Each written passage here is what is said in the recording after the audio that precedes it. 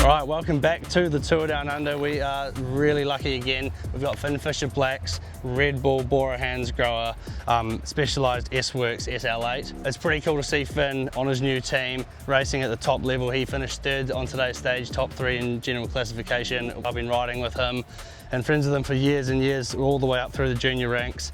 And now we are literally holding his bike at a pro race in Adelaide, which is pretty cool.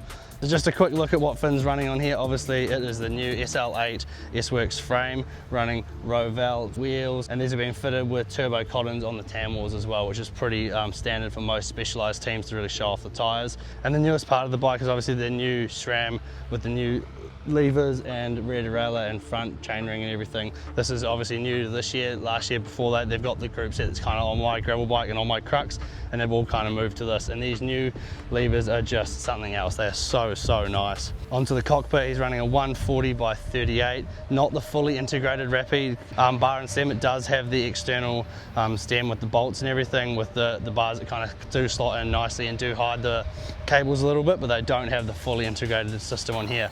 Surprisingly, also like Gatey, he has the sprint shifters down here with the SRAM, which I didn't realize that there's so many of them used in the World Tour, but you don't often see it at like my level of racing, but both of the bikes I've tested so far do have that. He's also running a monster dinner plate on the front. He's got a 54/41, which is a pretty big small ring, but as you can see, he has an absolute monster on the rear. They obviously had the Queen stage today, 2,600 meters of climbing, so I assume that's why he has such a big record set on there at the moment and probably doesn't use that all the time. Other than that, the only other thing is that he's got Garmin. They're obviously running Garmin head units, but the one thing that really stands out to me is the way that he's got his seat post here. He obviously has a 0 offset. It almost like he's got it in there reverse and throwing them forward.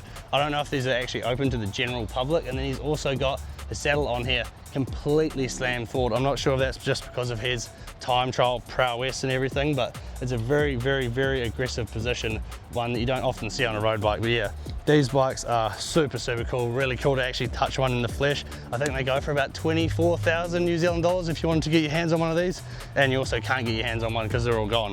But yeah, thank you to Finn for hooking me up with this, and cheers to Red Bull for a hand scroll for letting us have a look.